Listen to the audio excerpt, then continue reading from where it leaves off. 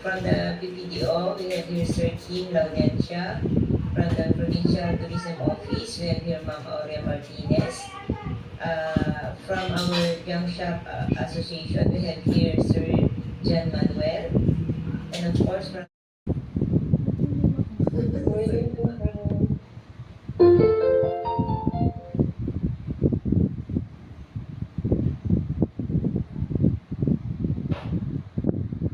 sa mga employee.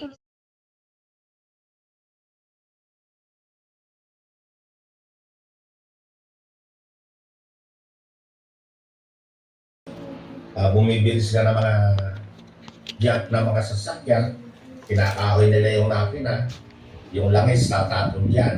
Then, yung area nila, yung ground nila is barely na soil. Walang dapat yan, konkreto, contain. Kung meron man spill, nakakontain siya. Ang nangyayari, kung saan lang nila gustong lumugar, doon na. Then of course, yung sinabi na po nyo kanina, regarding dun sa parking area nila, another young shop na nag-a-apply, pinag-a-apply namin ni Mendro Gigi sa Tifon, dyan sa may lampas ng cemetery, sa malapit sa Liyanan, na hindi naman nila property. It is owned by, I don't know. So, yung parking area na naman nila is along the shoulder of the road. Pinalungan natin yung kalsada, pero ginagawa naman nila parking area. So, ano pong mangyayari sa development natin? Pinanagpapalo tayo, pero ginagamit ng mga entrepreneurs. So, yun lang po, sir. Thank you, Mr. K.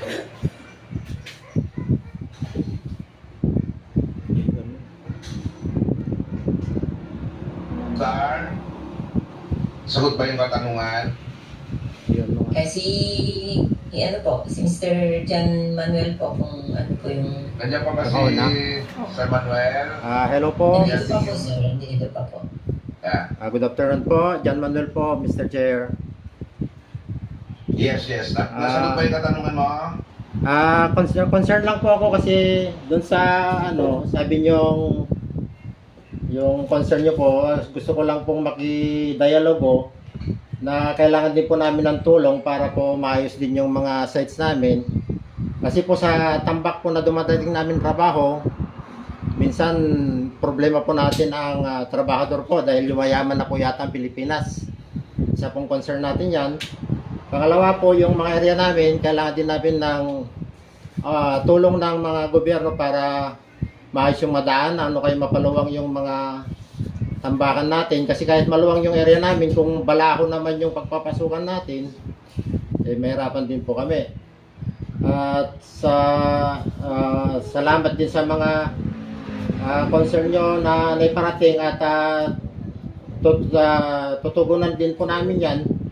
Kailangan lang namin siguro dialogo para ma-meet up natin yung talagang gagawin natin sa pangkalahatan.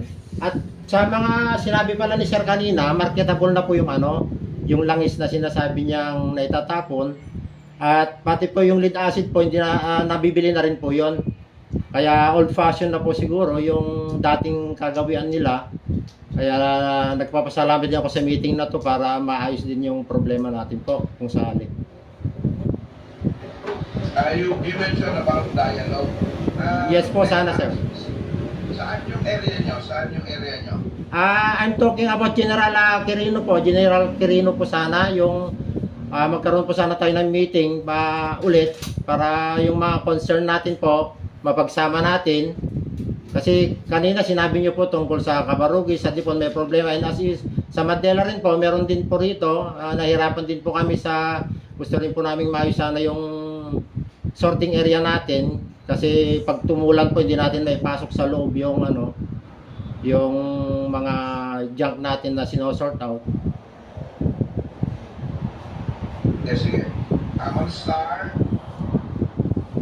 Sir, pwede nyo bang i-facilitate yung dialogue na kinuha nila, nire-request nila para at least ma-actionan? Sige po sir, sige po.